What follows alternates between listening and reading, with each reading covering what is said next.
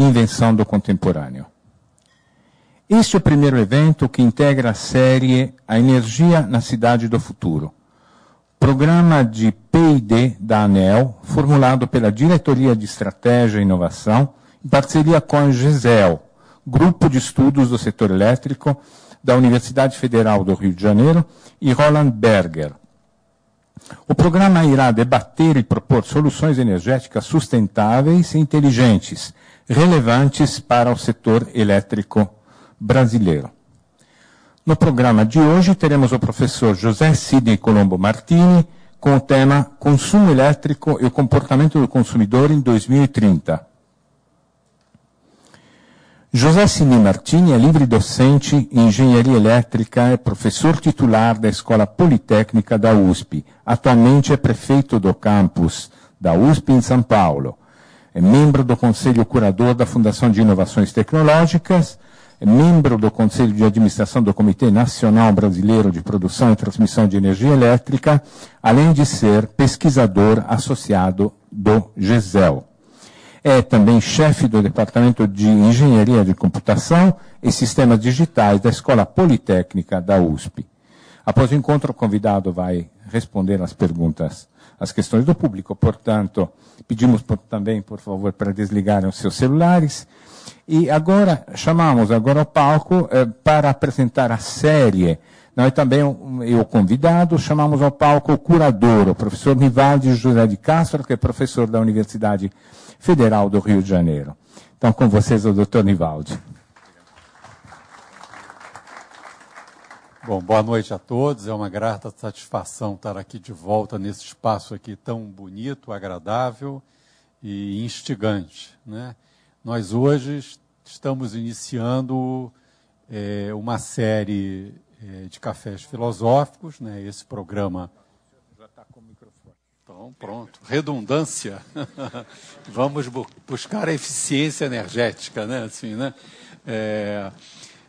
Esse é o primeiro programa, né, de uma série de cafés filosóficos vinculados a um projeto que o Grupo CPFL está fazendo dentro do programa de P&D da ANEEL, tá? Denominado A Energia na Cidade do Futuro, né? É um tema extremamente relevante para um grupo empresarial que completou 100 anos de existência e que quer olhar os próximos 100 anos, né, cientes de que o setor elétrico vai passar por uma revolução tecnológica radical, profundas transformações irão ocorrer, né, e o foco, então, desta série é olhar como que a energia e como que uma empresa, um grupo empresarial como o da CPFL, né, se posicionará no que nós estamos denominando a cidade do futuro, né? E essa cidade do futuro é esta mesma, é Campinas, né? E o objetivo dessas discussões é criar assim, um arcabouço conceitual de que inovações serão essas e de que cidade do futuro irá surgir, tá? E nada melhor do que começar essa discussão com um professor titular da USP, uma pessoa que tem uma experiência ímpar no setor elétrico. Seu currículo é tão grande que, se eu começar a falar, não vai dar nem tempo dele continuar aqui fazendo a sua brilhante exposição. Professor Sidney, por favor.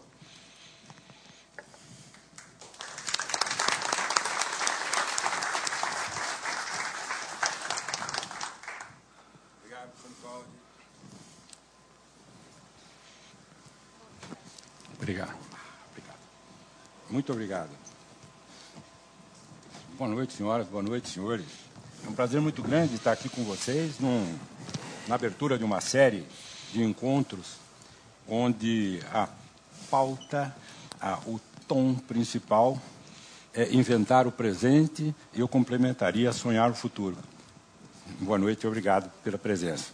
Aos nossos companheiros que estão nos vendo, nos assistindo à distância, pela internet e por outros meios de comunicação, bem-vindos todos. Professor Nivaldi, apostas. Apostas. O presente. É interessante, eu acredito que todos aqui, a grande maioria, já tem mais de 20 anos de idade e lembram-se dos desenvolvimentos tecnológicos nesses últimos 20 anos.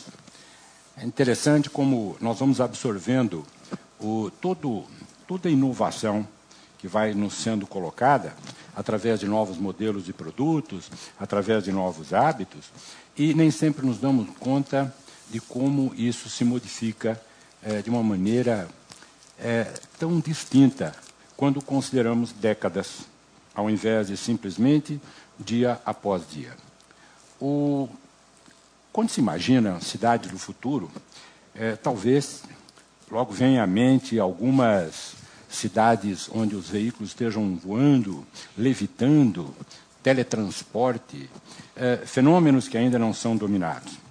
Talvez, no momento do futuro, um futuro.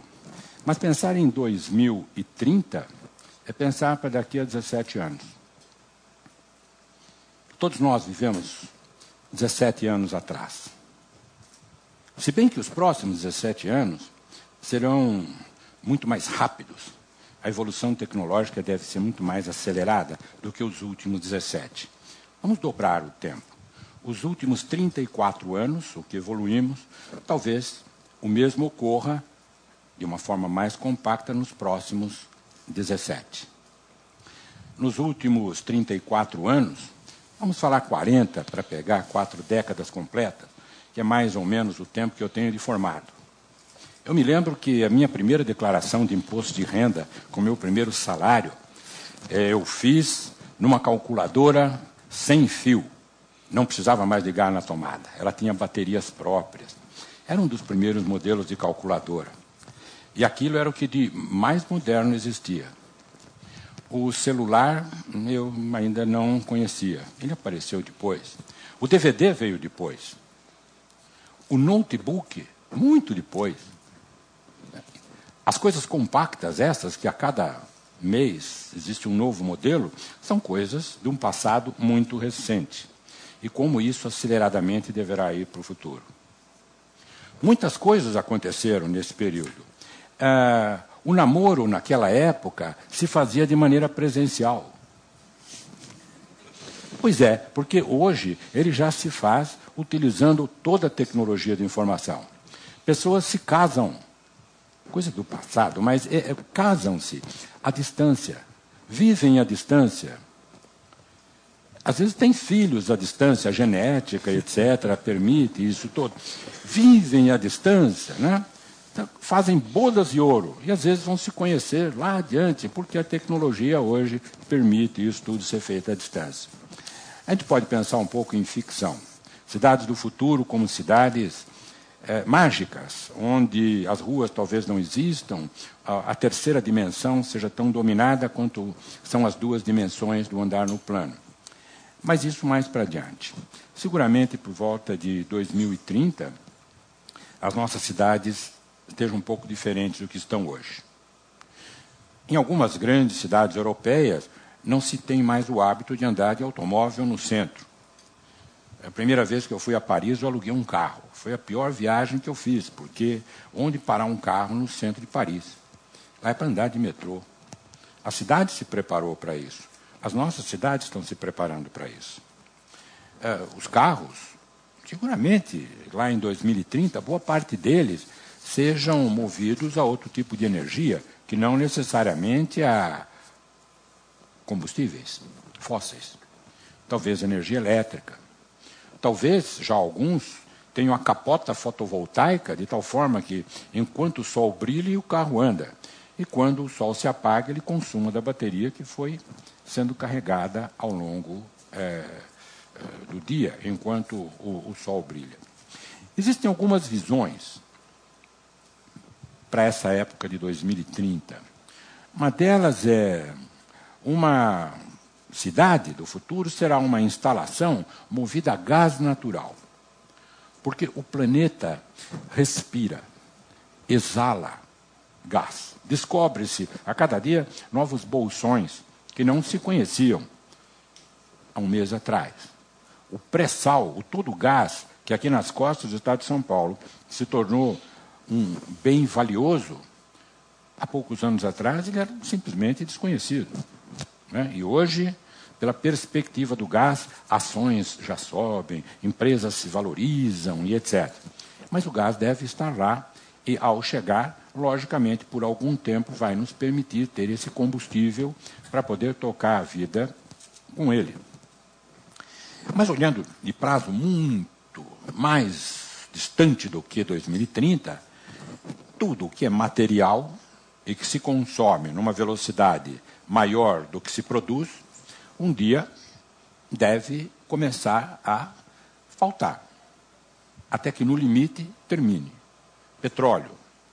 Não se sabe direito como se faz petróleo, mas sabe-se muito bem como se extrai petróleo. O gás, igualmente. Sabe-se que produzir gás, mas não em quantidades como essas que estão armazenadas. Alguém no passado fez isso pela gente, talvez o próprio planeta. Estamos vivendo de consumir isso por algum tempo, séculos talvez. Isso não vai terminar de uma hora para outra.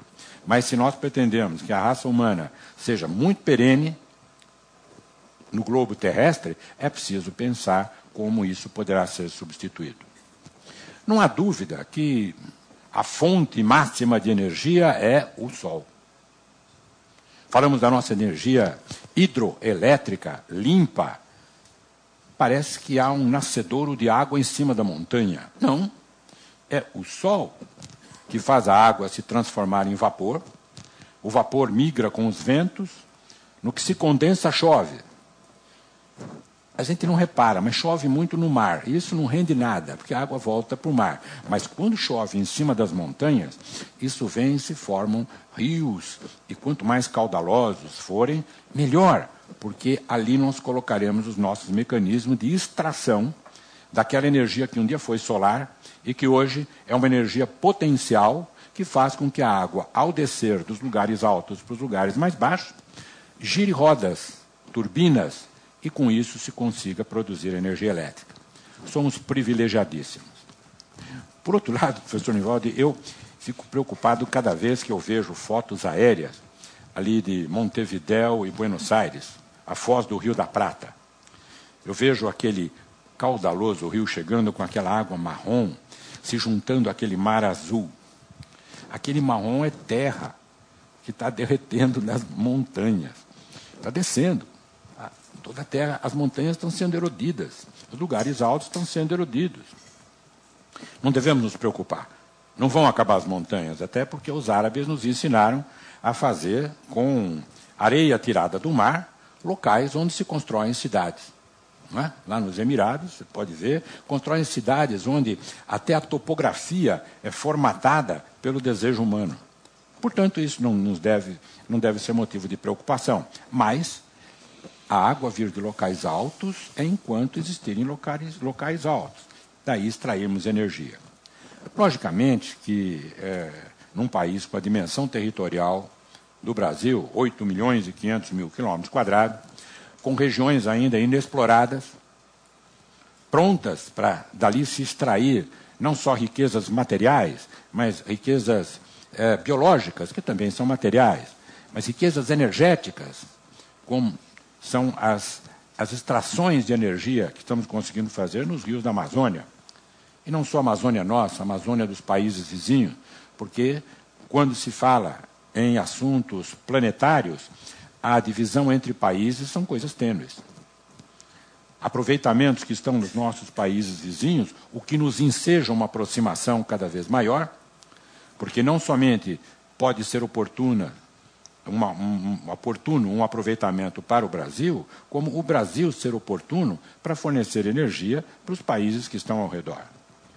Nesse sentido, há esforços muito significativos que estão sendo feitos nos dias de hoje, onde o professor Nivaldo é um player central de aproximação entre países, num mix de diplomacia, conhecimento técnico e conhecimento econômico, de vislumbrar cenários onde a cooperação, e não somente a competição, a cooperação seja a palavra mais forte. e que vai, então, poder nos unir, continente sul-americano como um todo, num grande sistema integrado, como hoje já temos dentro do Brasil.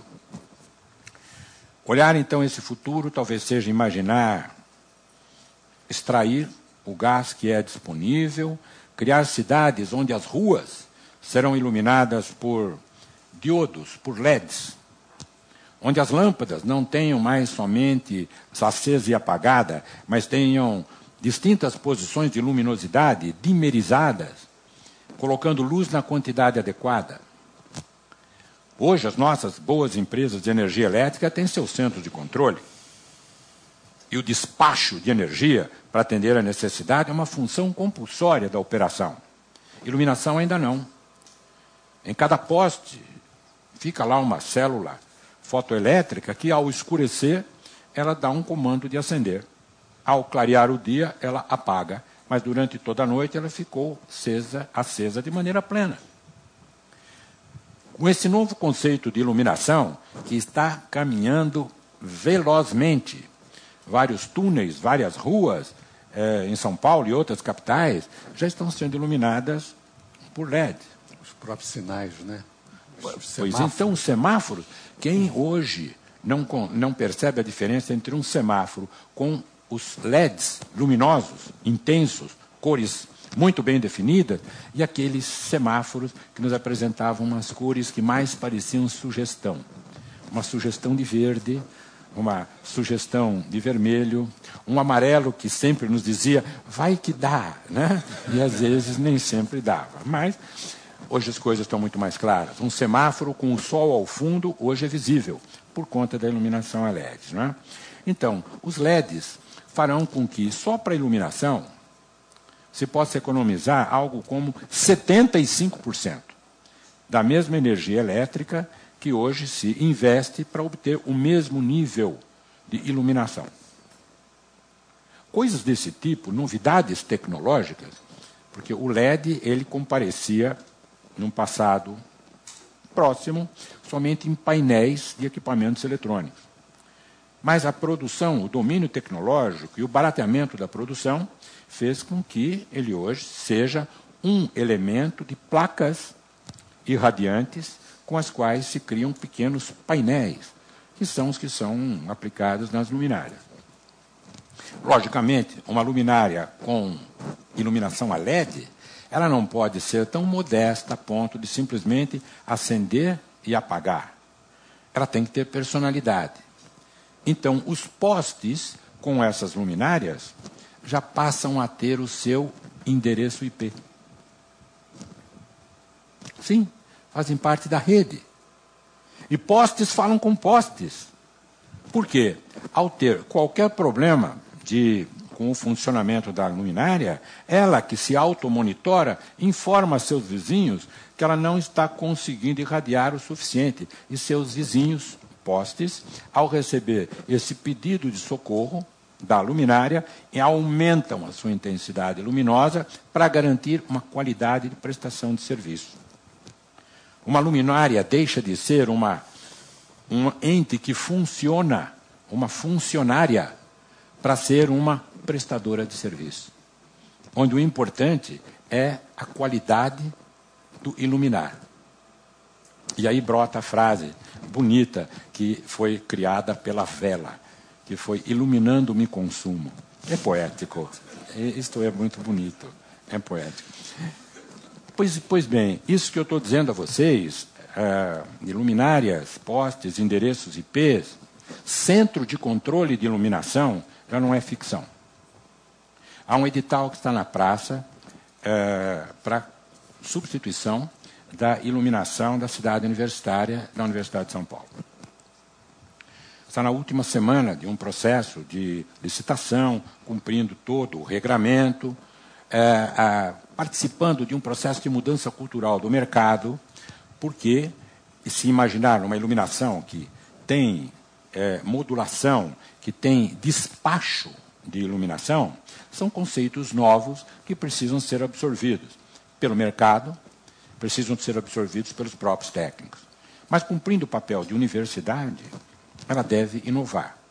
Então, esperamos que em poucos meses, ainda dentro desse ano, se tenha 5.000 postes colocados, iluminando as ruas da cidade universitária, tomada como protótipo, como piloto, constituindo o maior laboratório luminotécnico que nós temos para ali gerar, fazer experiências que serão aproveitadas nas demais cidades. Agora, professor, o senhor como prefeito da cidade universitária da USP, com essa sua experiência aí, na realidade o senhor então está criando o protótipo da cidade do futuro lá na USP, é isso? No tocante à iluminação e mais do que isso. As cidades hoje se caracterizam por um conjunto de processos urbanos, mas cada qual vivendo a sua própria vida. A minha história, aqui no passado, tive a oportunidade de, antes de ser prefeito de uma cidade universitária, ser responsável por abastecimento de água da região metropolitana de São Paulo. Posteriormente, responsável pela transmissão de energia elétrica no estado de São Paulo como um todo. Mas pude experimentar, nessas posições, que vivemos umas vidas compartilhadas. Era comum, na época que cuidava do saneamento, faltar energia por algum motivo e as bombas de água pararem. E nesse momento, fala, bom, e quando vai voltar a energia? Liga para a companhia de energia elétrica. Mas falar com quem? Fala com 198. 8 é gás, né? Ou bombeiro. Eu sei que água é 195. Mas liga para a companhia de energia. Fale com quem lá? Procure falar com o responsável. Veja, um centro de controle de água não tinha um contato por um telefone vermelho, por um apertar de botão, com o centro de controle de energia. O trânsito não falava com energia. Acabava a energia elétrica, o que acontece? Caos nos semáforos da cidade. Porque eles não tinham sequer uma bateria para mantê-los piscando amarelo. Hoje, não só isso já existe, como existe no-breaks associados a semáforos, até um assunto de um P&D, de uma companhia co-irmã, que está aplicando lá no campus da cidade universitária, para que os semáforos possam continuar operando na eventual ausência de energia elétrica, provocada por galhos de árvores ou mesmo intempéries que obriguem a isso. Então, a cidade universitária hoje é uma cidade protótipo, assim escolhida, dentro de um programa que se chama SIGINURB, Sistema de Gestão da Infraestrutura Urbana, onde, além da instrumentação sobre cada processo e os seus respectivos centros de controle, sobre eles se coloca uma nova camada, uma camada de coordenação, onde, recebendo informações de água, de energia, de estacionamentos, de gás, de segurança, de fauna. Fauna? Sim, porque como será o cachorro da cidade do futuro? O City Dog. Ele será chipado. Ele será identificado por um portátil qualquer. E lógico que esse portátil, com a comunicação com a cloud, com a nuvem, ao identificar o cachorro, a informação vem para o portátil, do portátil para a nuvem baixa os dados e, evidentemente, há ali um software que transforma dados em voz. E o cachorro fala com você. Eu sou o cachorro tal, fui vacinado, não tenha medo. No meu currículo, mordi poucas pessoas, mas nobre, e pode dizer nomes de artistas, etc. Isso dá um certo status para o cachorro do futuro. Mas não só o cão, que deve ser, e aí é uma questão mais ética, comportamental da cidade. Na cidade do futuro, existirão cães andando pela cidade, como patrimônio de alguns quarteirões? Hoje terão que ser banidos, cão zero nas ruas. Não, eu acho que devem ter o seu papel. Agora, quem alimenta os cães? Não pode ser a lata de lixo. Quem vacina os cães? Deve ser um cuidado municipal. Por isso, também este é um projeto que está se colocando na cidade universitária. Um projeto chamado Conviver com os Animais, onde lá existe uma regra. A cidade universitária tem 470 hectares. Então, um cão público, no máximo, para cada 10 hectares. Um limite de 47 cães vagando. A Faculdade de Medicina Veterinária nos apoiando num rígido controle de vacinação, alimentação, Existem as pessoas generosas, que vão levar a comidinha para o cachorro, vizinhos, etc., que nem sempre é muito bom, porque a dieta do cão, do city dog, deve ser uma dieta controlada. A prefeitura coloca lá ração apropriada para os cães. Eles são aconchegados, capturado fica mal para um cachorro. Eles vêm para o aconchego, periodicamente, para serem examinados, para verificar se carecem de algum tipo de tratamento, por ser um ser social convivendo no ambiente. É uma experiência que estamos fazendo. Mas não só com os cães. As árvores passam a ter individualidade. Todos sabem que toda árvore que, na altura do peito de um ser humano, tiver um diâmetro, no seu caule, de mais de 3 centímetros, não é uma árvore. É um indivíduo vegetal. E, como tal, tem seus direitos e deveres. Fazer sombra, produzir flores, dar frutos. Capturar CO2, produzir alimento, não é? Mas, ao mesmo tempo, tem seus direitos de ser respeitados. Porque não se pode mais cortar um ramo de árvore, não se pode mais tirar uma árvore de um lugar sem que a municipalidade autorize. E não é a municipalidade universitária.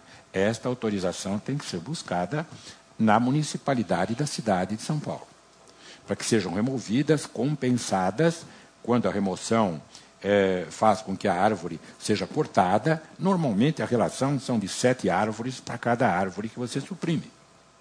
Temos um problema.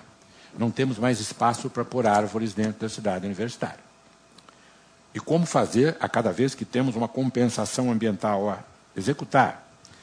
Juntamente com a prefeitura, as árvores agora estão sendo colocadas em parques públicos, auxiliando num processo organizado de urbanização. No tocante a esse aspecto de vegetação, uma nova maneira de conviver com árvores, era tradicional na universidade. Entrou uma turma nova, chegou no vestibular, corta o cabelo dos meninos, pinta a cara das meninas, e aí se formam. Como nos tornaremos inesquecíveis? Plantemos uma árvore. E ia o professor, junto com a classe, e plantavam uma árvore. Onde? Num lugar mais bonito, aqui, no jardim espaçado. Cresce a cidade e precisa ser construído um novo prédio. Onde? Nesses locais onde existem as árvores. E agora? Você vai retirar dali as lembranças do passado. Como remover uma árvore que tem 40, 50 anos, frondosa? Há processos, mas nem sempre são tão fáceis. Então, hoje, antes de se plantar uma árvore, é preciso que se reflita. E, para o futuro, a cada vez mais. Onde é um local, onde plantada uma árvore, ela possa ali permanecer até o fim da sua vida, que às vezes são séculos, sem que ela se torne um obstáculo ao crescimento da própria cidade. Mas estas árvores, lá no futuro, também terão uma personalidade, um CPF, um cadastro de pessoas físicas, vegetais, CPF-V. Cada árvore nossa, temos 22 mil árvores já cadastradas, e no caule há um pequeno bastão plástico que é inserido num furinho que é permitido fazer, onde dentro desse bastonetezinho há um RFID, uma identificação por radiofrequência, um sem parar embutido na árvore. E assim como o cão chipado, a árvore passa a ser chipada. E com um portátil, você clica na árvore, a árvore responde com seu código, o portátil manda para a cloud, para a nuvem, dali vem a informação, e aí vem o seu portátil dizendo: eu sou a tipuana, tem até apelidos, né? Mariazinha, plantada no ano de tanto, tem um problema, os cupins estão comendo minhas raízes, parece coisa de desenho animado. Mas assim como nos museus, hoje, ao você se deslocar, você consegue ouvir por um equipamento eletrônico uma irradiação da história, do quadro, da escultura. Assim será possível fazer com qualquer indivíduo vegetal. Assim serão as cidades do futuro.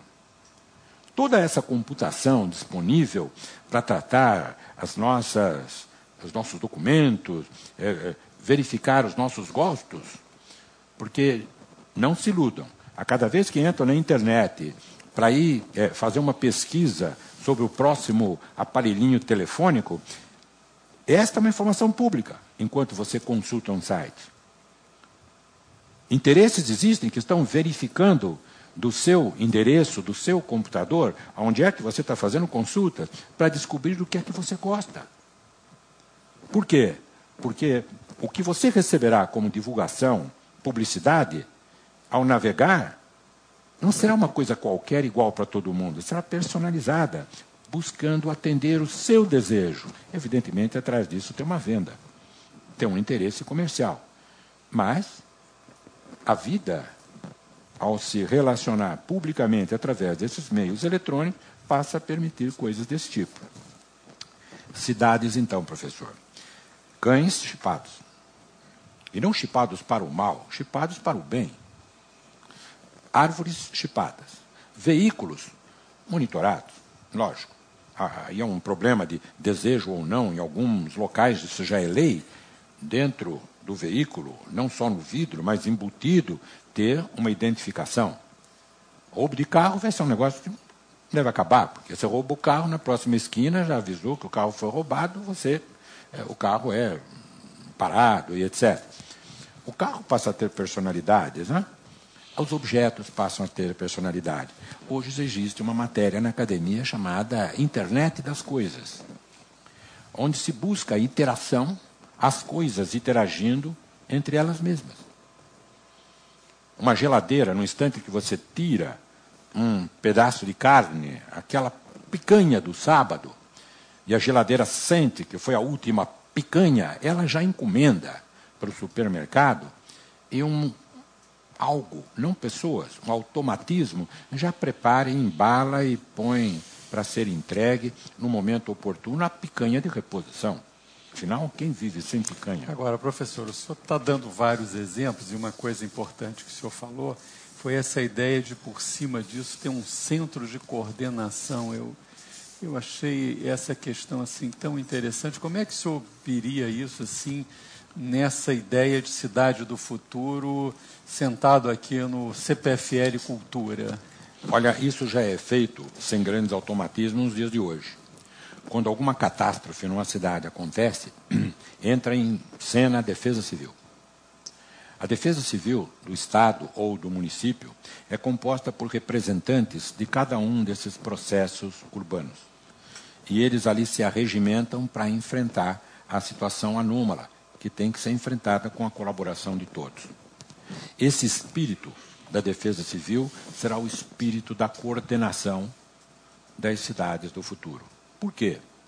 Primeiro, os benefícios, considerando o conjunto de processos entrelaçados, a sinergia decorrente é muito maior do que a soma somente dos benefícios existentes hoje, por existir um centro de controle. E olha, não são muitos os processos que têm centros de controle. Qual é a cidade que tem centro de controle de esgoto? Muito poucas. Quais as cidades que têm centro de controle de tráfego? As maiores. Quais as cidades que têm centro de controle de vagas para estacionamento? Que te orientem, aí você não tem que ficar dando volta em quarteirões esperando vaga. São poucos. Mas são todas elas possíveis. Funcionalidades cuja tecnologia existente já é suficientemente disponível para ser utilizada, mas ainda não utilizamos. Este nível de coordenação vai propiciar com que esses processos possam se aproximar. E toda a experiência que, por exemplo, uma CPFL tem com um centro de controle, que foi um dos primeiros nas áreas de distribuição, a CPFL é inovadora para fazer centro de controle com coisas simples, e não somente grandes, gigantes computadores. E foi crescendo com o crescimento da tecnologia. A experiência de centros de controle, de coordenar a distribuição elétrica, e não somente em uma cidade, mas em um conjunto de cidades, porque uma vez a expansão da CPFL e o número de cidades que estão sob a sua responsabilidade fazem com que a coisa seja administrada de uma maneira conjunta. O sistema elétrico é integrado. Você não pode olhar isoladamente o abastecimento de uma cidade. Você tem que olhar o todo. Este princípio, dada a integração elétrica, é comum no setor elétrico. mas não é comum, por exemplo, no setor de água. O abastecimento de água de cada cidade praticamente é individual, dentro da própria cidade. E veja que energia elétrica não é individual, ele é sistêmico. Esse princípio de individualidade e visão sistêmica, aplicado para dentro de uma cidade como um todo, fará com que a operação de cada um dos processos tenha que ser coordenada. Isso vai levar à construção de um centro de controle de status maior. Status, sob o ponto de vista de coordenação da informação, mas não status de subordinação administrativa. Há poucos dias conversávamos a respeito de visão de futuro, de cidades, e mesmo aqui, na cidade de Campinas, estava aqui a Companhia de Água, logicamente a Companhia de Energia Elétrica, já apareceram possibilidades, apareceram visões de conveniência de uma aproximação. Porque toda a infraestrutura de comunicação, para medir automaticamente grandezas elétricas, todo o esquema, toda a rede de comunicação já existe. E tem capacidade para carregar junto informações de água, informações de gás, e talvez dos centros de controle, da distribuição, das cidades ou de regiões, brotem esses centros de coordenação. E que venham trazendo, pela experiência já vivida na área elétrica, tragam junto consigo saneamento, gás, trânsito, enfim, todos os processos que são próprios de uma cidade. É uma fantástica oportunidade para as empresas de distribuição de energia. Vejam que as cidades que têm coisas especiais por acontecer, como é o caso do Rio de Janeiro agora, com Olimpíada, Campeonato do Mundo, estão se preocupando e estão construindo os seus centros de coordenação. A cidade do Rio de Janeiro já dispõe hoje de um centro municipal, é da prefeitura, para onde convergem informações de 40 companhias distintas que prestam serviço na cidade, para que dali possa ser coordenado. Perceberam que, em alguns momentos, falta táxi numa região da cidade? Perceberam que, diante de um grande show, cabe ao motorista de táxi a decisão de eu vou lá porque tem muito cliente, ou então, não, eu não vou porque o trânsito está ruim. Mas isso não pode ficar ao sabor da vontade de cada qual. Deve haver uma coordenação. Vocês pensaram que, aqui no estado de São Paulo, feriado prolongado, todo mundo vai para a praia.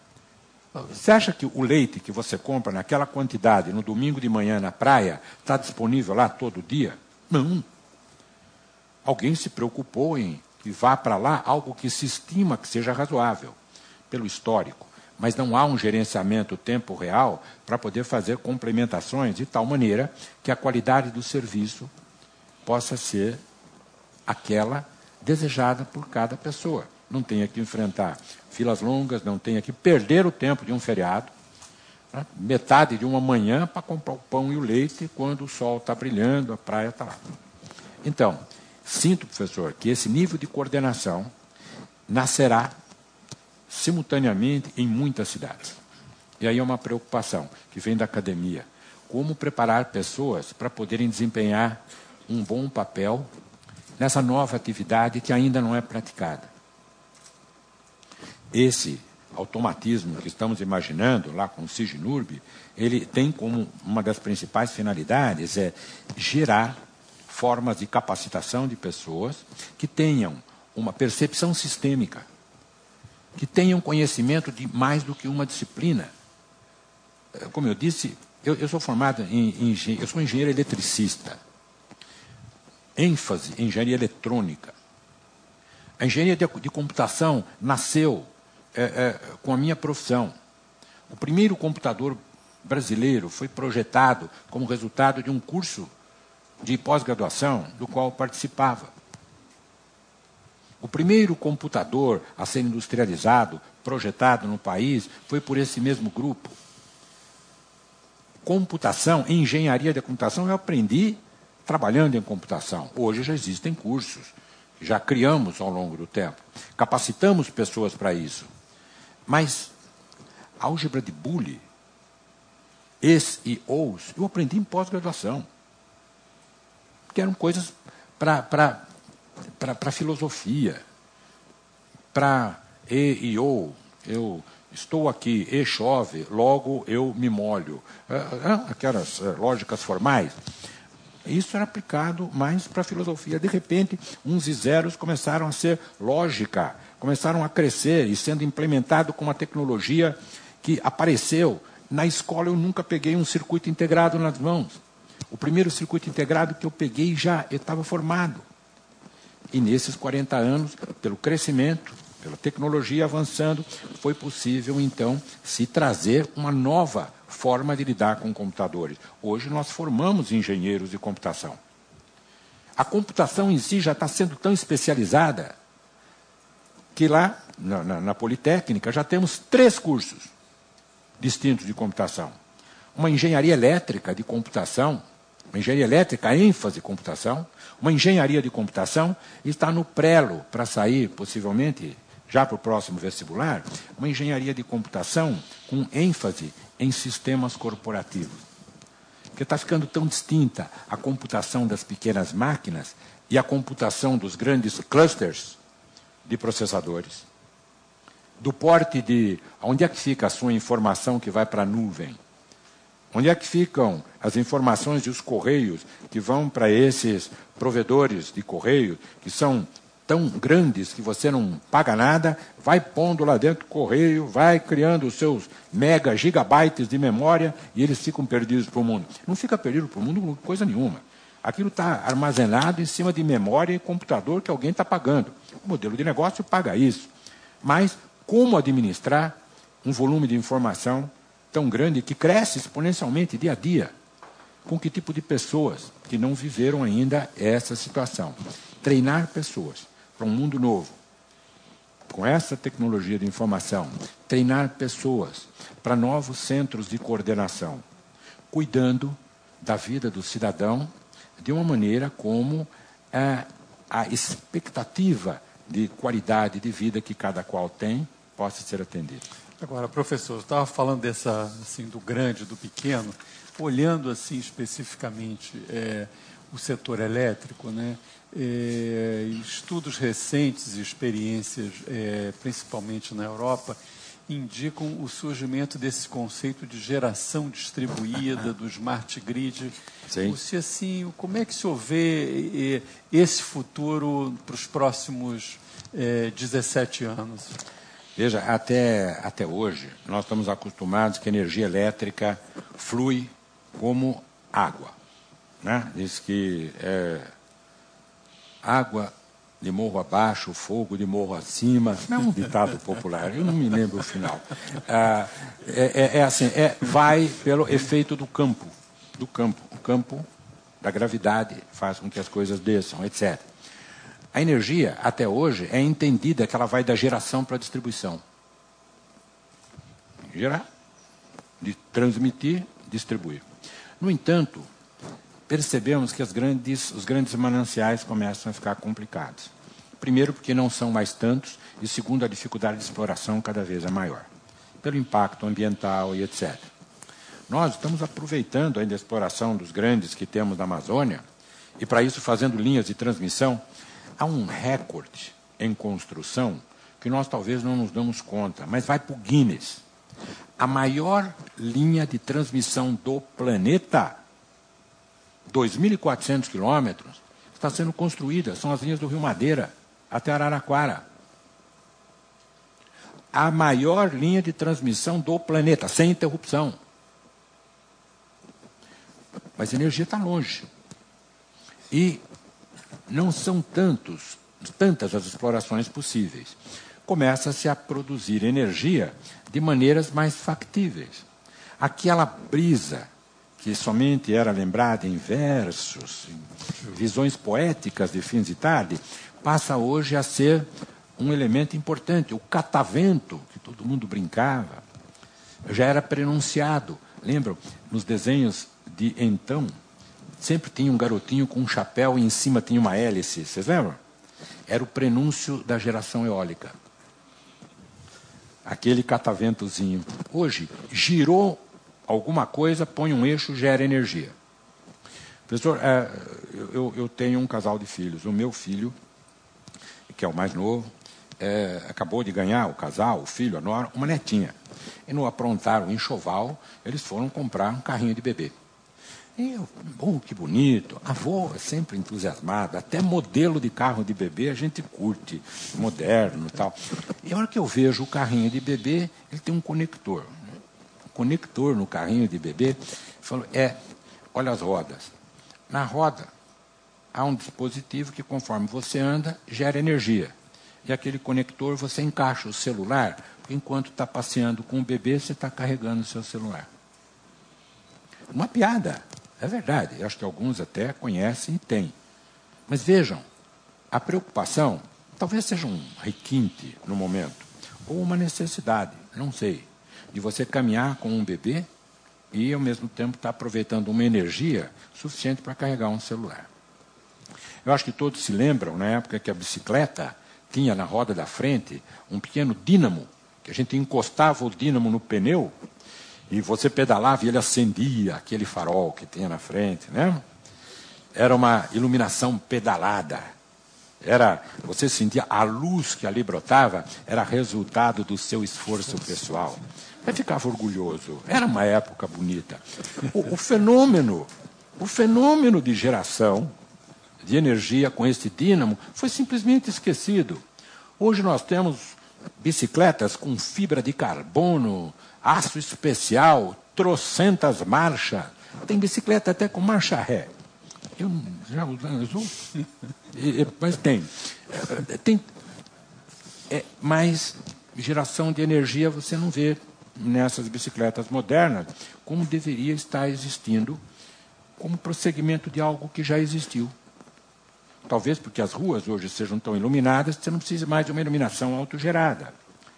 Mas energia elétrica numa bicicleta será tão útil quanto uma energia elétrica num carrinho de bebê. Isso mostra que a geração distribuída de energia elétrica é uma realidade. Já existem equipamentos suficientes para, numa residência, você ter gás chegando, queimando o gás, gerando energia elétrica, frio e calor. Frio para condicionar o ambiente, calor para aquecer a água do chuveiro, energia elétrica para tocar a casa. E o que entra na sua casa? Um tubo de gás. E ainda sobra para você ter uns fios que vão se conectar à rede da distribuidora. Para receber energia, às vezes. Para fornecer energia, às vezes também. Vejam, o medidor de energia que hoje anda da rua para dentro de casa, vai poder andar da rua para dentro de casa e de casa para a rua. Bidirecional, hoje não funciona assim. Eu vou ter que trocar todos os medidores para poder girar nos dois sentidos. Os transformadores, as subestações vão ter que andar em duas direções, por conta da geração distribuída. Agora, olha o que isso pode causar. A distribuição existe com a finalidade de suprir os consumidores. À medida que os consumidores passam a ser geradores, numa situação hipotética, todos autossuficientes, o que a distribuidora vai fazer? Vender energia? Ninguém compra. Coletar energia? Se tiver mercado. Qual vai ser a função da distribuidora? Lá na frente. Não é 2030, vai demorar bem mais. Mas talvez ela seja um vaso comunicante. Né?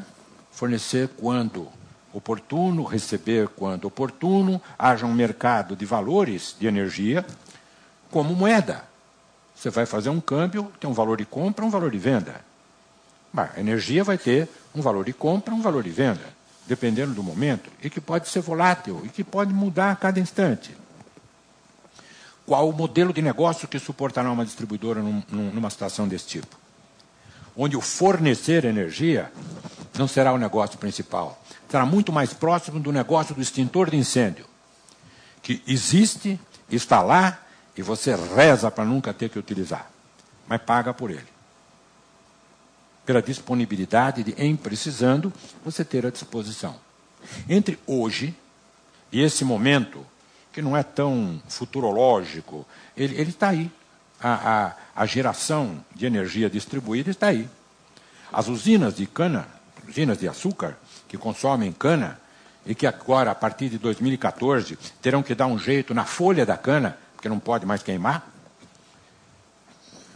que consumiam energia elétrica, eram clientes das distribuidoras, passam a ser geradores. E hoje já existe muita usina aqui dentro do estado de São Paulo que produz energia e não tem como entregar. Porque nós, da distribuição, não temos rede para receber isso. Você imagina um gerador que agora tem um excedente, porque começa a trabalhar com caldeiras de maior pressão, 100, 120 bares, produzindo energia para o seu consumo e tendo um excedente, injetar na rede. Não pode, precisa pedir acesso. Porque se dentro da área de uma distribuidora como a CPFL, uma usina, começa a gerar e jogar na rede, espera um pouquinho, tem dispositivos de proteção, tem instrumentos de medição, tem que ver como essa rede vai funcionar, recebendo energia, indo para um lado e para o outro. E isso está sendo feito com muita prudência e muito cuidado. Por quê? Quando entra uma usina nova, ela se conecta à rede, depois de todos os estudos e adaptação da rede de distribuição. Mas quando a usina vizinha for se conectar, você tem que fazer um reestudo completo e ressintonizar essa rede que é usada para distribuição e para receber essa nova energia gerada, resultado de uma geração distribuída em cada usina. Não uma microgeração, mas distribuída de uma maneira nova. Gerando em 138 kV, não mais gerando em tensões de transmissão, não. Gerando em tensão de subtransmissão, de distribuição até. Pois muito bem, hoje há um estoque dentro de São Paulo de algo aí no entorno de uns 8.000 megawatts, mais os 4.000 de geração, só falando de bagaço de cana, que somando dão uma Itaipu de energia. Uma Itaipu dentro do estado de São Paulo, só porque São Paulo produz cana, produz uma fonte de biomassa suficiente para ter esse volume de produção elétrica, que não foi explorado ainda de maneira integral. E aí, cá para nós, olhando a federação com todos os seus estados, entendendo que o estado da federação, que tem, por natureza, cana-de-açúcar, neste volume, é o estado de São Paulo, não adianta ficar parado esperando que a regulação caia do céu para vir fazer com que esse aproveitamento ocorra. Caberá, sim, às empresas do estado de São Paulo, que acreditam nesse negócio, produzir e sugerir à regulação do país como um todo, dispositivos, mecanismos, até para que seja construída uma rede de coleta dessa energia, que, injetada na transmissão, possa vir colaborar, sim, com a necessária energia, que a cada dia tem a sua demanda aumentada pela utilização crescente de energia, né? Agora, a microgeração, professor, eu acho que aí é um ponto estratégico de reflexão, porque a geração de usinas já existe.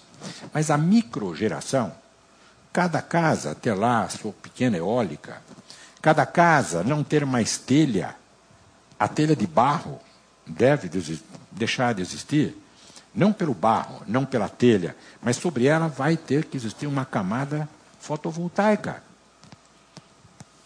Por que é que para criar painéis fotovoltaicos, usinas, você tem que inutilizar terrenos enormes nas usinas já construídas para ali colocar as células, né, os chips fotovoltaicos? Usa os telhados que já existem. Não vai inutilizar mais terra. A terra vai ser muito importante. Não é para popular com pessoas, é para criar áreas de lazer. Então, a telha fotovoltaica seguramente ocorrerá até 2030. Já existe. Veja quantas casas que têm os seus painéis. Agora, isso será incorporado numa telha, gerando para atender as necessidades de uma casa, de um prédio, de um condomínio. Poderá cair na situação de ter excedentes em alguns momentos, em outros momentos de não ser o suficiente e, portanto, ter que importar de uma rede onde a distribuição estará presente. Então, na realidade, o senhor vê, então, isso como um grande desafio para uma empresa distribuidora. Né? Como é que ela se estrutura do ponto de vista de negócio, de aproveitar essas oportunidades que estão se colocando aí na cidade do futuro? Grandes oportunidades, eu entendo. Porque, veja que uma célula fotovoltaica pode produzir enquanto tiver sol. À noite não produz. Bom, então vamos pôr baterias para acumular durante o dia. Nós temos em cada casa uma caixa d'água, mas ainda não temos uma caixa de energia. O automóvel tem a bateria na partida, ele reserva. As casas ainda não. Talvez o reservatório de energia numa casa venha a ser algo com o qual passemos a conviver. Quando esta microgeração venha a ser importante. Ou mesmo sem a microgeração.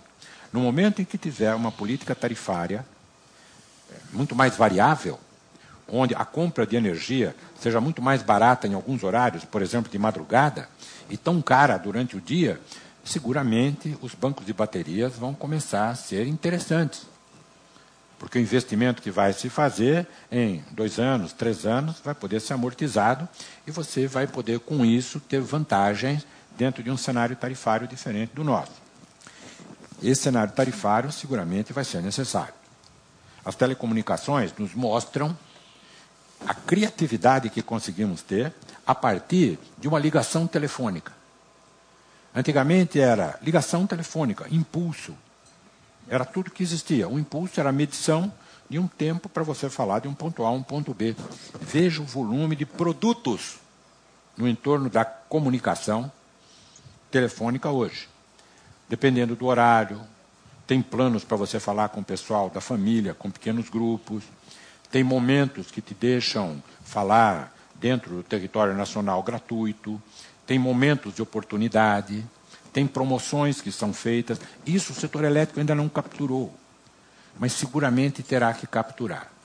No momento em que cada consumidor residencial puder escolher a sua concessionária, e isso puder ser feito de uma maneira tão automática que possa trocar de concessionária 1, 2 vezes por dia. Ou a sua fonte de energia sua também. Fonte pode escolher. Quero bioenergia, quero hidrelétrica, quero eólica. Exatamente. Assim como existem vegetarianos que não comem carne, vão existir pessoas que falam, quero consumir somente energia limpa. Por uma questão de princípio. Eu não quero contribuir para que se queime qualquer hidrocarboneto ou biomassa. Eu quero consumir energia fotovoltaica, somente, ou hidráulica. E, nesse momento, tem uma lista, uma tabela de valores para energia, dependendo das fontes, no qual você possa consumir. Por uma questão de princípio, ou então por conveniências tarifárias. O mercado, olhando diversidade de fontes, que hoje nós temos no supermercado. Você pode comprar o mesmo produto em qualquer supermercado que você quiser. Energia elétrica, por que não? Ainda não, porque o modelo está amadurecendo. Mas um dia, na liberdade total, qualquer um compra de quem quiser. E aí vai ser complexo. Nós vamos ter que ter algum gerenciador para cuidar disso. Por quê?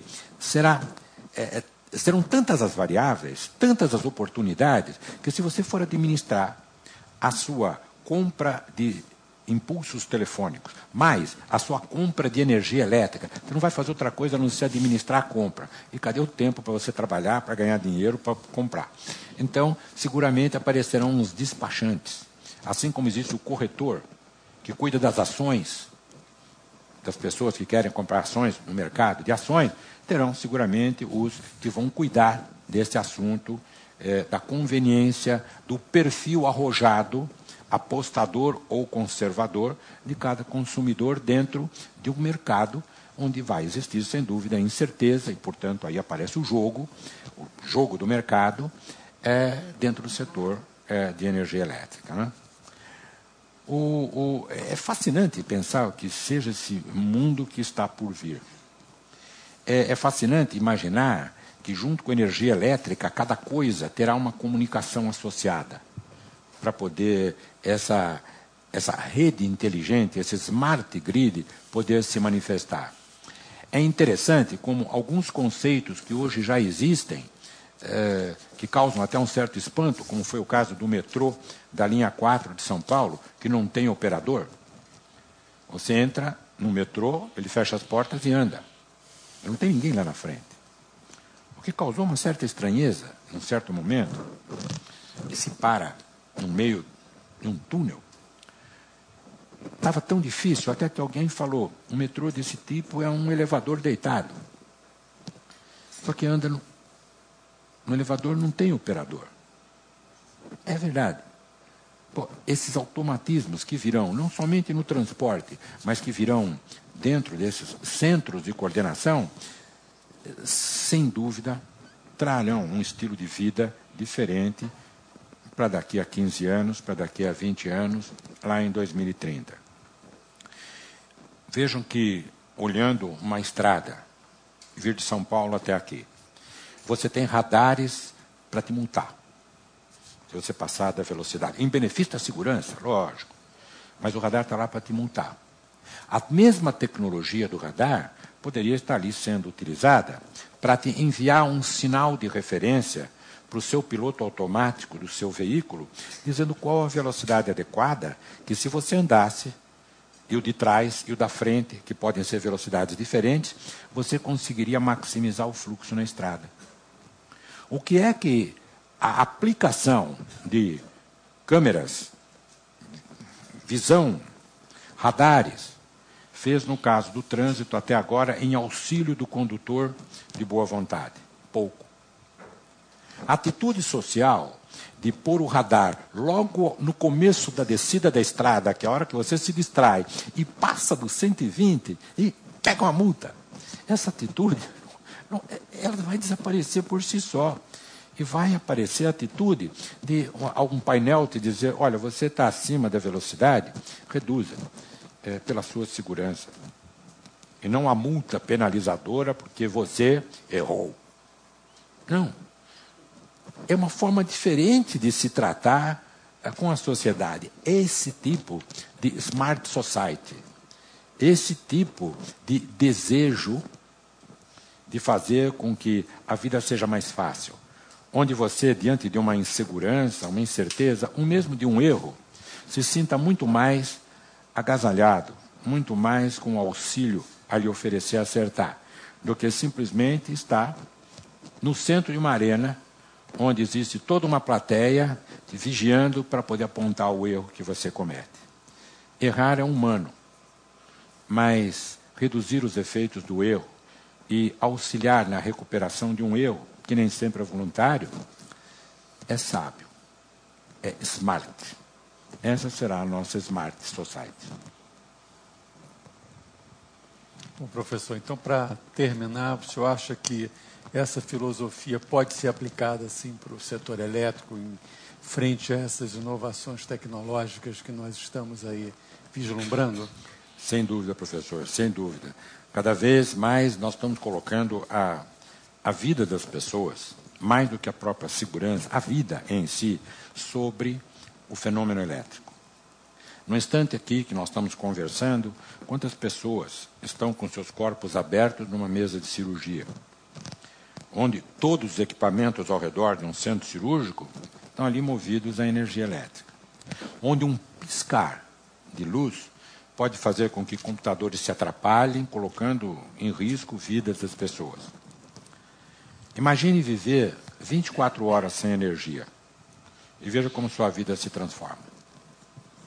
Basta que meia hora de energia ocorra para que pessoas se atrasem, que não compareçam aos compromissos, que causam um tumulto na cidade. A energia elétrica cada vez mais vai estar associada à própria vida. E ela não existe por si só. Ela é administrada pelas empresas que tocam diretamente ao consumidor, principalmente pelas distribuidoras de energia. As transmissoras são a parte de retaguarda forte. As transmissoras são como as autoestradas, mas quem atende o cidadão é a rua. E a rua é a distribuição no modelo elétrico. As geradoras são importantes, mas estamos vendo que vão existir formas distintas e distribuídas da geração ocorrer. Talvez um dia não seja mais necessária a transmissão, pouco provável. E até, para completar, eu gostaria de deixar uma imagem como reflexão. As transmissoras talvez não tenham a importância de transmitir tanta carga da forma como hoje fazem, das geradoras para todas as distribuidoras. Talvez a carga seja mais leve por conta da geração distribuída, mas elas existirão. No entanto, quem sempre estará perto do consumidor será a distribuição. E aqui, professor, olhando um mundo muito lá à frente, um mundo muito distante, um mundo onde os combustíveis tenham sido exauridos ou a consciência das pessoas tenha atingido tal nível de que queimar coisas é gerar CO2 além da conta e deixem de utilizar. Um dia que o mundo seja somente fotovoltaico, o mundo estará, durante o tempo todo, sendo iluminado na sua metade exposto ao sol. E ou se farão grandes acumuladores para meio planeta, na sua somatória, ou então o mundo estará conectado por uma rede de transmissão planetária. E não é tão difícil. América do Sul, pensar em integração continental, não é difícil. Dali pela Colômbia, entrar na América Central, já existem linhas sendo construídas, entrando em operação. Dali para o México, para os Estados Unidos, Canadá, é uma vontade só de construir essas redes. Estão crescendo. O Brasil já é integrado. Os países como a América do Norte e Canadá estão ainda muito mais atrasados no processo de integração das cidades. Nós estamos acostumados a olhar o mapa mundi, assim, o Alasca fica na esquerda e a Ásia, a China fica na direita. Mas aqui atrás eles se encontram, é muito pertinho. Dali para passar para a Ásia, da Ásia vir até a Europa, já existem os gasodutos, linhas de transmissão serão possíveis. Da Europa para o norte da África, é um instantinho, é um trechinho de mar. Da África para o Oriente Médio, um pouco complicado chegar até a Austrália, mas tem uma porção de ilhas pelo caminho. Tecnologicamente, isso um dia será vencido. E não que teremos que ter cabos tão potentes para suprir planetariamente. Teremos que ter conexões elétricas que nos permitam ter um único mercado. Primeiro, as pessoas ocuparam as partes do planeta. Depois, a comunicação. E o rádio, hoje, integra o planeta. Os satélites que estão ao redor permitem uma comunicação de qualquer lugar para qualquer lugar. A comunicação levou a economia. Você deposita aqui um dinheiro, alguém saca no Japão. Não é a mesma cédula, mas é o mesmo valor. A energia elétrica, e na forma elétrica, nessa forma esperântica de energia, universal, uma vez conectado, serão os vasos comunicantes, que permitirão tráfegos norte-sul, leste-oeste, área iluminada da área obscura do planeta. Talvez esse, num futuro, muito além de 2030, venha a ser a maneira como, por um processo de compensação, como num verdadeiro mercado, onde existe trading, onde existe compra e venda. Nunca o dinheiro todo do mundo foi para uma cidade ou para um país. Sempre há trocas. E, na verdade, esses canais de trocas elétricas em tempo real serão através de uma rede de transmissão. Hoje nós temos o WWW, o World Wide Web. Teremos o EEE, o Electrical Energy Exchange, uma rede que conecte as várias regiões do planeta, não para que alguns sejam dependentes de outros, mas que todos possam partilhar de um mesmo mercado. Não sei se isso acontecerá ainda dentro das nossas vidas, mas seguramente os nossos descendentes se utilizarão um dia desta rede mundial de energia, onde a microgeração estará presente, onde a geração distribuída estará presente, onde a queima, os hidrocarbonetos, as biomassas poderão ainda ter o seu papel, onde a geração hidráulica estará sendo toda aproveitada, onde a geração fotovoltaica seguramente será, se não uma parte maciça, mas muito expressiva. Um dia, todas essas formas de energia se traduzirão na forma elétrica. E para que seja integrado o planeta como um todo, uma rede de transmissão cumprirá o seu papel. Professor, muito obrigado. Obrigado. Muito obrigado, professor. Obrigado, professor Sidney, por ter permitido a gente de viajar, né, com a imaginação nessa sociedade inteligente, né, do futuro. Foi realmente prazerosíssima essa sua explanação. Então, agora passamos para as perguntas. Se vocês tiverem, levantem a mão. Né? Aguardem só um segundinho que chegue. Espere só um segundo, que estamos gravando tudo, mas logo mais todos poderão ser atendidos. Obrigado. Estou liberado? Ok, eu queria parabenizar pelo brilhantismo, sempre um grande prazer ouvir o senhor, né? E a abordagem foi ampla, completa. Fica muito difícil a gente formular uma pergunta, porque tudo que a gente pensava em perguntar, em seguida o senhor abordava. Eu fiquei pensando numa metrópole daqui a 30 anos, e eu vou tocar num ponto que eu acho que é fundamental para a gente analisar e nos preocuparmos nos próximos anos. A cidade de São Paulo, só como um exemplo, produz 13 toneladas de lixo por dia. Esse é um problema que a sociedade tem que resolver, e tem que resolver num curto espaço de tempo. Eu gostaria que o senhor comentasse um pouco sobre isso. Excelente. Eu mencionei em várias formas, deixei o lixo não numa posição secundária, mas talvez uma posição de menor visibilidade. Lixo, resíduo, é próprio de usar as coisas. É interessante como o ciclo das coisas, ele às vezes não é percebido de maneira completa. Tudo começa numa concepção, vai para um projeto, vai para uma construção, fabricação, vai para o uso e manutenção e depois para um descarte. Esse descarte, até hoje, é lixo. Mas a utilização dos materiais do planeta está exigindo que, até economicamente, seja vantagem recuperar do lixo que possa ser possível, e o conceito de reciclagem está aí para nos mostrar, está sendo praticado hoje. Mas sempre sobrará um volume de resíduo, cuja finalidade, na parte orgânica, vai ser que se decomponha e se reincorpore à natureza. Mas tem uma parte dele que poderá se decompor, mas também poderá queimar. Ou seja, poderá, através de um processo de combustão, gerar calor. Calor, ferve água, vira vapor. Água fervendo, aumenta a pressão. A pressão passa por turbina, gira eixo, tem ali um gerador, gera energia elétrica. Então, já existem vários experimentos, aqui mesmo em Paulíneas, próximo aqui de Campinas, tem um grande depósito de lixo, do qual está se extraindo os subprodutos dos chamados lixões. Não somente um caldo que se destila, que começa a ter agora uma importância energética, mas a queima de toda parte do lixo que pode ser queimada. E, portanto, sendo uma fonte de calor igual a de queimar palha, bagaço de cana, queimar óleo diesel. Porque, no fundo, calor. Aqueceu água, vai, gerou energia. O aproveitamento do lixo será feito, segundo esta visão de futuro, de duas maneiras. Primeiro, não seria bem o aproveitamento, mas seria a produção racional de lixo.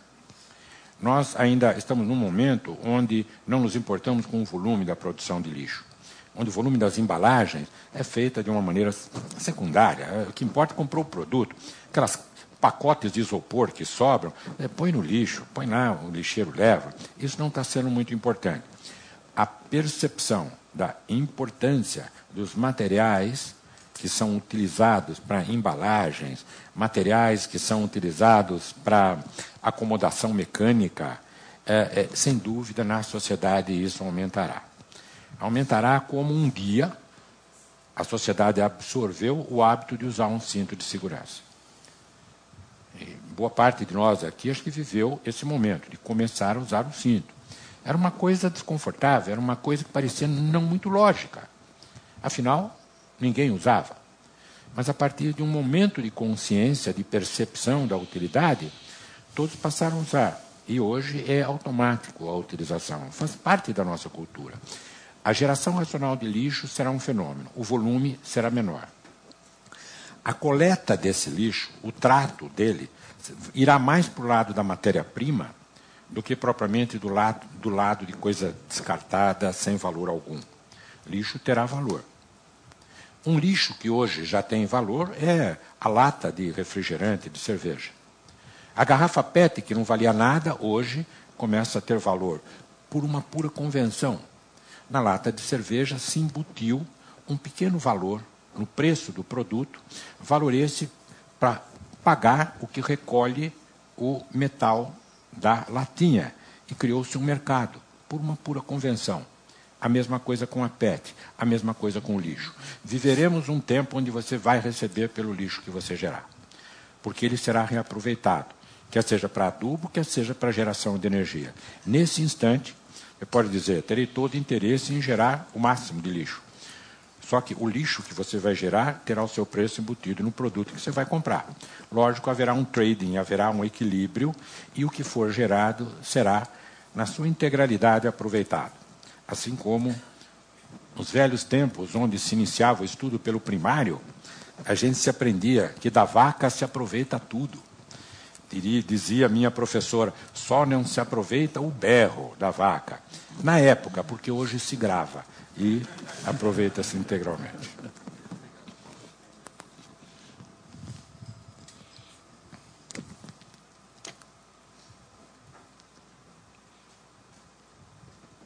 Boa noite, professor. Boa noite. Estamos transmitindo ao vivo Invenção do Contemporâneo pelo site da CPFL Cultura, onde internautas podem fazer suas perguntas e comentários. Okay. O Bruno pergunta, quais cidades brasileiras poderiam ser citadas como exemplo de desenvolvimento em energia, ou quais são aquelas mais próximas de serem chamadas de cidade do futuro atualmente?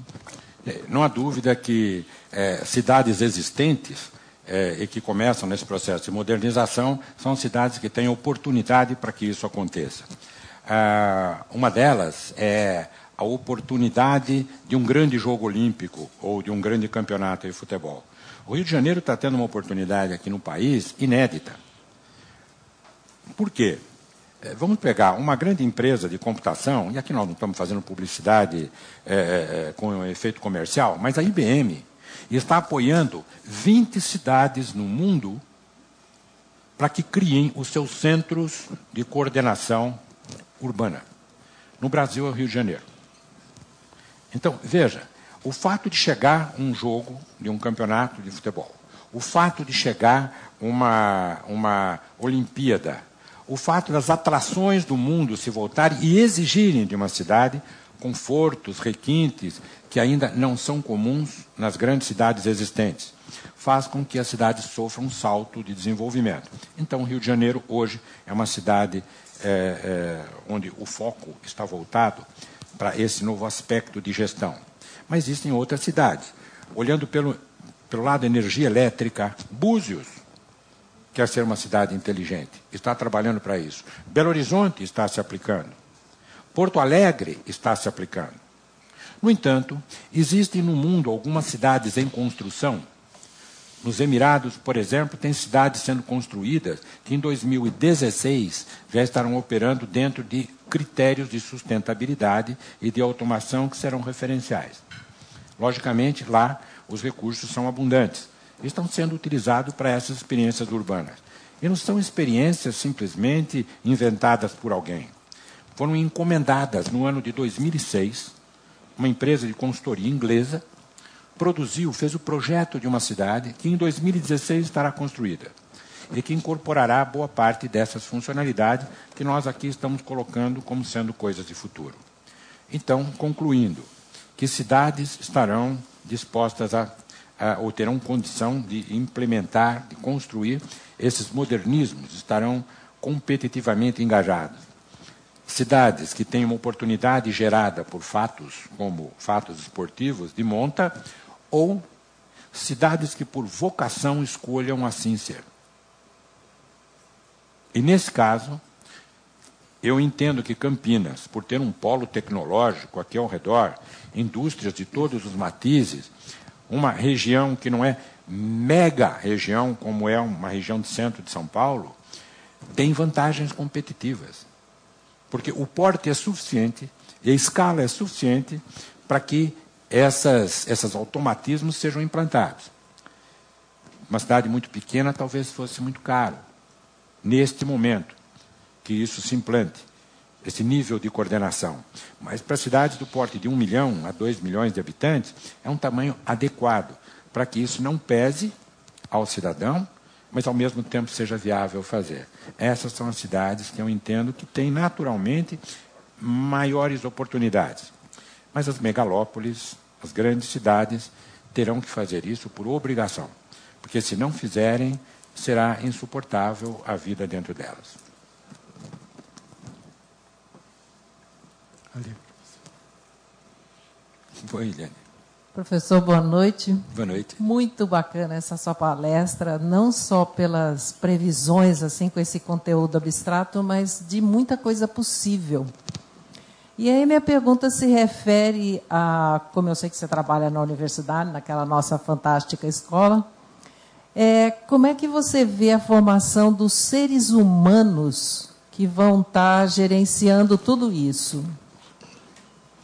Pois é, esse é o desafio pelo qual nós estamos fazendo, de uma maneira prototipada, experimental, da cidade universitária, um laboratório de cidade. A cidade universitária hoje é uma cidade onde 80 mil pessoas entram e saem dela por dia. Moram dentro dela 2 mil pessoas, os estudantes do conjunto habitacional. Mas que tem todos os problemas de vetores, como dengue, de água, suprimento, energia elétrica, uma cidade. Como serão as pessoas que viverão numa cidade como essa, que hoje é protótipo, mas mais adiante? Eu acho que viverão da mesma maneira que os nossos filhos, netos, estão começando a nos mostrar que vivem. Na nossa época, para se dominar um instrumento, antes se lia um manual. Hoje, o intuitivo faz com que se domine o uso das coisas. E de uma maneira coordenada, onde a prática, ou dos jogos, ou da iteração, com a informação, faz com que se criem conceitos e regras que não estão escritas, mas que são respeitadas e praticadas. O que não quer dizer que se vá tornar a sociedade uma sociedade de um único tom de cor. Uma sociedade perfeita, virtuosa. Porque assistimos todos os dias que dentro deste mundo cibernético existe o bem e o mal. Não é? Existe o vírus, existe a vacina antivírus, existe o que dificulta a vida, que tenta se dissimular. Existem todos os personagens de um grande teatro grego. Por quê? Porque assim é a vida. No entanto, o bem deve prevalecer. Se não sempre, na maioria das vezes.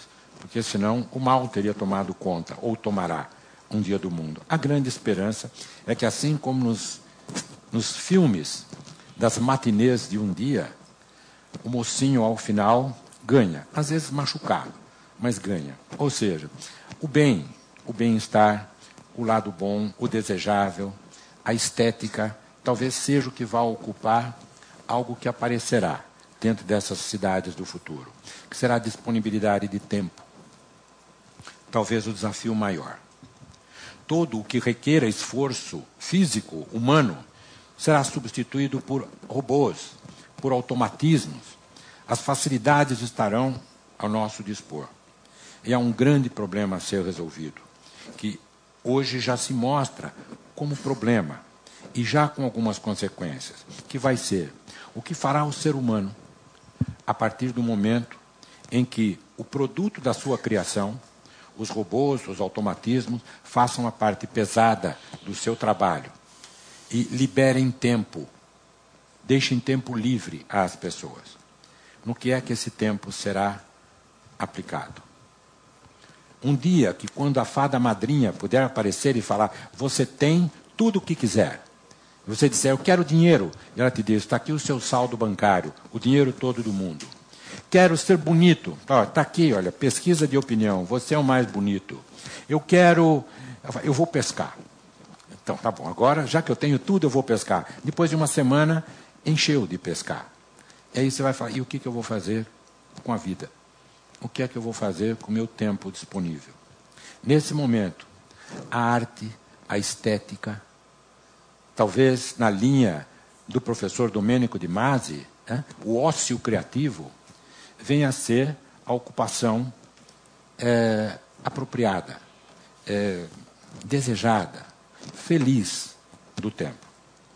Digo que hoje já sentimos algumas consequências. Muito dos workaholics, muitas das pessoas que ocupam seu tempo no limite do seu sobreviver acordado, na verdade não estão só buscando riqueza, não estão só procurando ser úteis. Boa parte delas estão fugindo de ter que enfrentar de frente, claramente, o que fazer com um tempo que pode se tornar e se tornará cada vez mais disponível para todos. Quando eu era jovenzinho, meu pai trabalhava 6 dias por semana, feliz porque já tinha o domingo para descansar. Eu assistia ele trabalhar meio-dia no sábado e assistia ele trabalhar até sexta-feira, com 2 dias livres. Isso aconteceu em algumas poucas décadas. Aceleradamente, o que nos vai ser solicitado para se ter recursos para viver numa sociedade demandará muito pouco tempo. Mas teremos algo não a resolver, um desafio a enfrentar, que é como aplicaremos esse tempo. Seguramente os jogos, os campeonatos, a arte, a estética, a produção de algo que dê prazer, a felicidade, o prazer vem ocupar esse tempo. Mas se nós não conseguirmos direcionar para essa direção, realmente poderemos enfrentar problemas de sentir a inutilidade. E o limite da sensação da inutilidade é a ausência da motivação de viver. E eu acho que esse é não o problema, mas acho que o desafio maior que temos hoje a tratar com aqueles que de nós descenderão e descendem, com aqueles que viverão esses tempos do futuro. Professor, boa noite. Boa noite. Aqui na internet. Olá. Tudo bem? A Bárbara quer saber se transformar o lixo em energia é uma solução viável e como fazê-lo. Sim, Bárbara, é simples. Você tome o seu lixo, separe o lixo, separe. Tudo aquilo que tiver sequinho e der para queimar, guarde um pouco. Aquele lixo que não vai cheirar mal, por uma semana só. Ao final da semana, tente pegar este lixo fora do apartamento. Não vá fazer isso dentro de apartamento.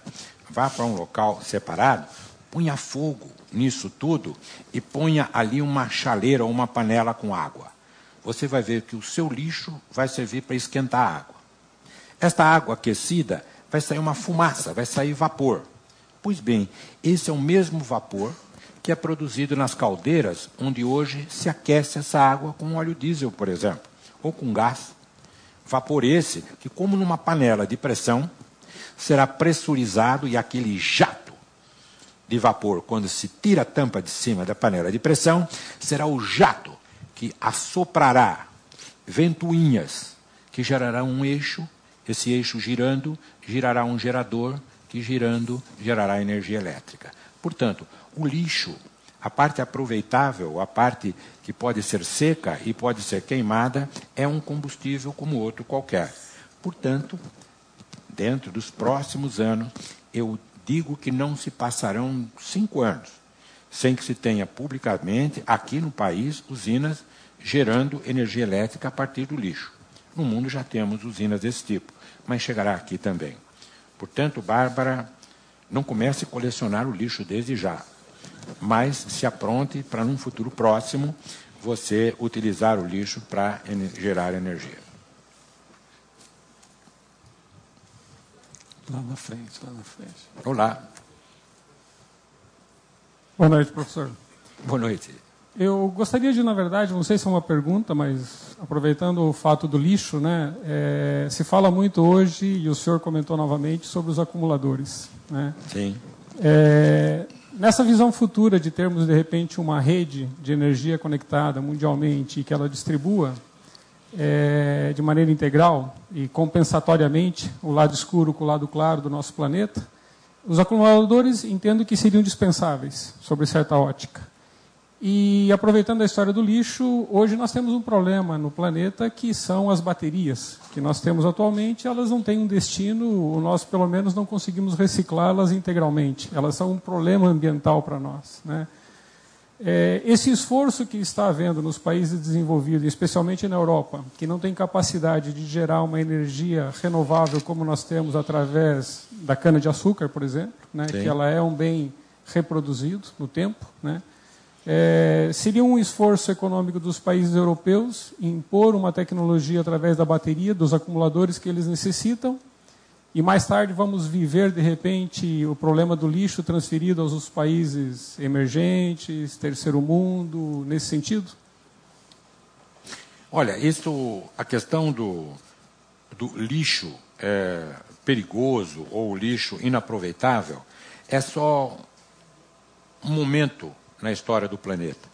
Tudo será aproveitável. Você imaginar que um acumulador é feito de chumbo, é feito de materiais isolantes, fluidos ácidos, isso tudo foi produzido a partir de minérios, a partir de coisas disponíveis na natureza. Nada se modificou, nada se produziu de diferente a não ser purificar, agrupar, conformar de maneira a se obter resultados. Tudo aquilo, acabamos de mencionar, há algo que hoje não tem valor. Os lixões hoje são um problema para a cidade. Mas olhado com mais vagar e por uma outra ótica, o lixo pode ser uma fonte de matéria-prima. Estaremos vivos ainda quando descobrirmos que muito próximo às cidades vamos ter estoque de materiais interessantes em locais onde, algumas décadas atrás, nós tínhamos um lixão. Você já pensou quanta coisa importante você pode tirar de um lixão depois que o material orgânico tenha sido decomposto? Quanto de alumínio, ferro, não foi jogado em lixões do passado porque não tinham valor nenhum, mas estão ali disponíveis para serem minerados dentro de novas minas construídas, não intencionalmente, pelas gerações passadas, como depósito de materiais inservíveis. Assim como a tecnologia deve evoluir em criar novos dispositivos, falamos do LED agora há pouco, né, um semicondutor que gera luz. No fim da guerra, da Segunda Guerra, 1945, quando o semicondutor era uma propriedade física, que estavam ali tirando proveitos eletrônicos, jamais se imaginaria que de um semicondutor poderia brotar a luz. Jamais se imaginaria que de um semicondutor um dia vai poder brotar odor. Há os cinemas aí, 4D, e você vai, e além da percepção tridimensional, você ainda tem um cheirinho da cena. É mais complicado, mas a tecnologia chegará lá. A tecnologia será suficiente para também dar utilidade e valor a tudo isso que hoje são resíduos. O resíduo nuclear, que é agrupado e depositado em determinadas posições do planeta, o que ele está fazendo lá? Lixão, aquilo é estoque. Um belo dia aquilo tudo será matéria-prima. Não descobrimos ainda a tecnologia suficiente para aproveitá-lo, mas ela existirá. Acreditando na criatividade humana, acreditando na nossa capacidade de transformar coisas. A menos do lixo espacial, tudo que de material tem no planeta, ele só modificou. Esta água que aqui está, talvez tenha sido no passado xixi de dinossauro. Mas por que não? Quem que fabricou água no universo? Quanto de água foi produzida por reações de hidrogênio e oxigênio e mais para fazer água? Não, ela está sendo reutilizada, reciclada. No entanto, quantas águas inservíveis e perigosas nós temos que queremos mais que elas se afastem? Mas elas estão contidas dentro desse nosso espaço planetário.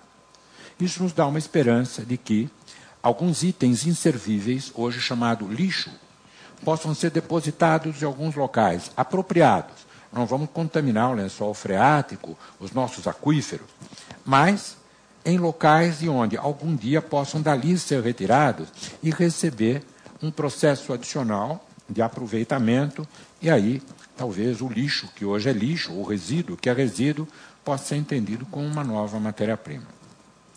Bom, professor, nós vamos agora para a última pergunta. Pois não? Boa noite, professor. Boa noite. Meu nome é Herculano, também sou engenheiro eletricista. Olá. Embora eu tenha esquecido um pouco isso, de burocrata. Mas o negócio é o seguinte, eu sou técnico, mas a técnica não tenho medo da matemática, mas não é o que mais me apaixona. O que me preocupa mais, e vou fazer essa pergunta, é se é possível se desenvolver. Eu sei como o mundo vai ser daqui a 100 anos, mas eu não sei como é que ele vai chegar lá. Uma dúvida. E todo esse desenvolvimento tecnológico que virá, está vindo, eu pergunto, é realmente bom nesse momento? O vetor está conduzindo para algo bom ou ruim? Acho que o senhor... por exemplo, vamos imaginar o seu jardim feito de LED, agora nós temos um poste falando com o outro, mas que beleza, não? E, muito provavelmente a gente tem que pensar, mas por que tem iluminação no jardim? Parece que as razões de segurança pedem mais por isso hoje. E isso está aumentando essa necessidade. Então, é bem possível que esses LEDs vão ter que trabalhar muito mais, vão gastar até mais energia do que disponível hoje. Pior, vai ter um hacker lá que vai me controlar, e vai me entrar nessa rede, vai me fazer um tremendo estrago. Ou então, nas linhas de transmissão, alguém vai assaltar e roubar todos os fios. Porque, né, no caso do lixo, por exemplo, então nós estamos discutindo problemas humanísticos, não técnicos. A técnica sempre teve a favor da agressão. Por exemplo, guerras. A guerra, o maior fomento de tecnologia foi guerra, uma beleza, caríssima. Então, a pergunta que fica é isso aí. Será que é possível o desenvolvimento tecnológico? Por exemplo, o lixo. Quem é o maior o impeditivo ao desenvolvimento do lixo aproveitado? São as prefeituras, que não têm dinheiro. Então, a reboque de interesses escusos não deixa o lixo se transformar nisso. E eu também queria só fazer uma curiosidade aqui, só uma colocação. Eu sempre me perguntei por que os marcianos são verdes. E como eles são feitos à nossa imagem, imaginei que porque eles têm lá um genzinho de clorofila, talvez para sintetizar direto a energia. Então, aí, ó, a maior fonte, né? E nós temos as nossas gorduras, que são as nossas baterias. Quer dizer, nós já temos todo o sistema montado, mas uma pequena modificaçãozinha, né? Olha, entendo da seguinte maneira. A energia que poderá ser capturada num jardim, ou a energia que vai ser desperdiçada numa iluminação, ela é muito semelhante aos materiais que hoje as moças aplicam no batom, na pintura dos olhos. Eu falo, escuta, funcionalmente, para que serve isso? Vai aumentar o tempo de vida dela? Não. Ela vai ficar mais econômica? Não. Até gasta mais por isso. Tudo o que está à nossa disposição, olhando a gênese do mundo, está à nossa disposição para nos gerar prazer, nos gerar alegria, nos gerar felicidade. Logicamente que, olhando como uma empresa produtora, distribuidora de energia, uma empresa que esteja focada em vender energia, é um pedaço do segmento como um todo. A luz deverá ser feita e deverá ser acessível o suficiente para você iluminar o seu jardim. E poder dali desfrutar da beleza de tirar efeitos que não são possíveis com a luz do sol, porque a luz, pela iluminação, você tem o controle de onde ela possa ocorrer. Você vai ocupar os materiais para fazer objetos onde o prazer maior seja a estética, a contemplação. Você vai viver de uma forma diferente. Hoje nós somos muito estimulados a viver pela economia. O próprio modelo do setor elétrico fala modicidade tarifária, tudo pelo mais econômico, porque é social neste momento. Nós ainda vamos ouvir a conveniência tarifária, e não somente o mais barato. A partir de um momento onde o mais barato já não seja um anseio social, mas seja o que seja mais conveniente. Muitas das nossas decisões nós tomamos na vida que não é pela vantagem econômica. Senão todo mundo compraria o carro mais barato. Muitas das decisões se tomam, e as mais importantes, se tomam por algo que nem sempre se explica. Por uma paixão, por algo que brota de dentro. Quem escolheu namorada, namorado, por modicidade tarifária? Quem escolheu namorada, falou, essa moça mora mais longe, eu vou gastar mais combustível para ir namorar 2, 3 anos com ela. Vou namorar com a vizinha de baixo, que é aí do andar de baixo, que é só o elevador e a despesa do condomínio. As grandes decisões são montadas em cima daquilo que para mim é o importante no ser humano, que é aquilo que não tem grande explicação, mas que existe, que está dentro de nós. Talvez seja a expressão da alma que cada um tem. Talvez seja a essência do sopro inicial que cada um de nós carrega durante o tempo que temos de vida. Mas este talvez seja o valor principal. O restante será sempre uma aplicação circunstancial, no momento em que se vive, de utilização do que está à nossa disposição, tentando fazer de maneira mais harmônica possível, com o menor desconforto, nesse mesmo momento, ao planeta e às outras pessoas. As outras pessoas significa viver em sociedade. Ao planeta como um todo, para que a nossa inteligência não nos leve a uma situação de inviabilidade. Devemos lembrar que no mundo das bactérias, elas se reproduzem, infectam o ambiente por conta dos seus próprios dejetos, a vida fica insuportável e começam a morrer. E restam algumas poucas mais resistentes. O meio se regenera e elas se reproduzem, e isso vem sendo feito há milênios e será feito também. Esperemos que com a razão do ser humano, com o conhecimento e o domínio, hoje nós já temos domínio de força e de razão suficiente, se desejarmos, para destruir o planeta. É uma das preocupações. Nesta última geração, adquirimos esse poder. Se tudo que for dispositivo nuclear for detonado simultaneamente, a Terra vira uma porção de meteoros. Não é o que se deseja, mas já é o que se pode fazer. Esperemos que a engenhosidade e a criatividade humana não vá para essa direção. Muito pelo contrário, vá para uma direção de preservação do planeta, disponibilizar meios para que a estética, o belo, o prazeroso, possa ser a evolução natural. Olhando de longe, sem qualquer desejo de religiosidade ou visões do mundo, um dia, no paraíso terrestre, tudo existia e estava tudo à disposição. Foram comer um pedaço de maçã. E aí tivemos que trabalhar. E, aparentemente, daí para diante é uma reconquista do paraíso. Esse paraíso, de um dia tudo estar disponível, de tudo ser possível, de não requerer mais o esforço físico humano, onde o viver de uma maneira saudável, prazerosa, seja o objetivo de vida, talvez esta situação seja o cenário de convergência da humanidade.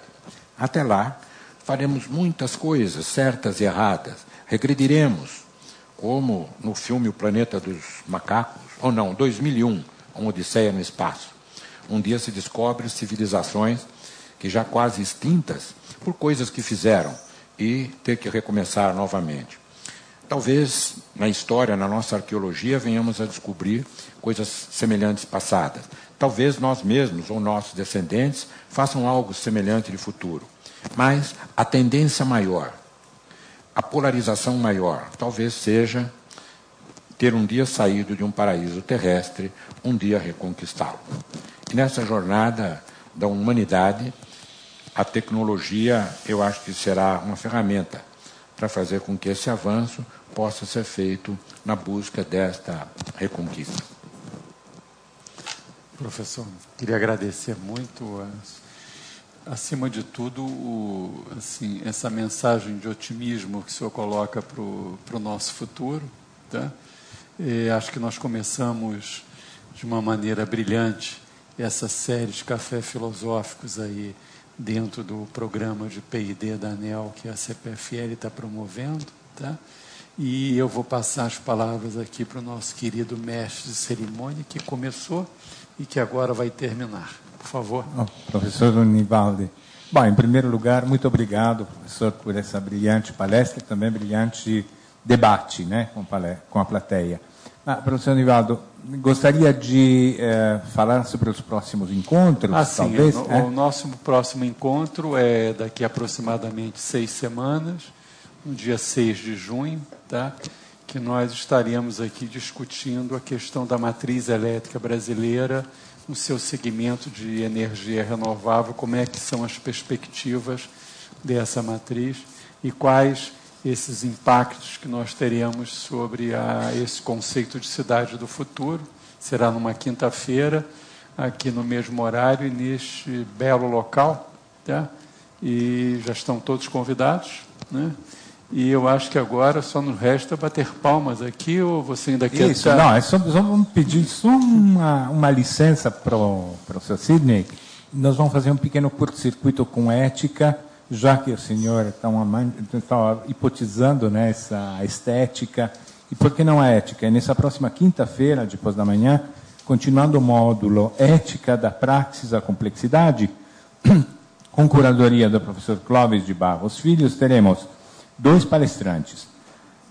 Luiz Pérez Neto, que é um pós-doutor em Ciências Políticas pela Universidade Autônoma de Barcelona, ele vai discutir sobre ética e consumo, um olhar pós-moderno. Portanto, acho que vem muito, né, a bater com o que o senhor falou.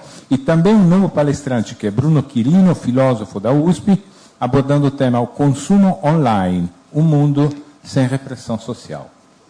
Gente, aguardamos todos vocês para essa quinta-feira, com certeza, né? Gostaríamos de concluir com um aplauso de agradecimento aos nossos convidados.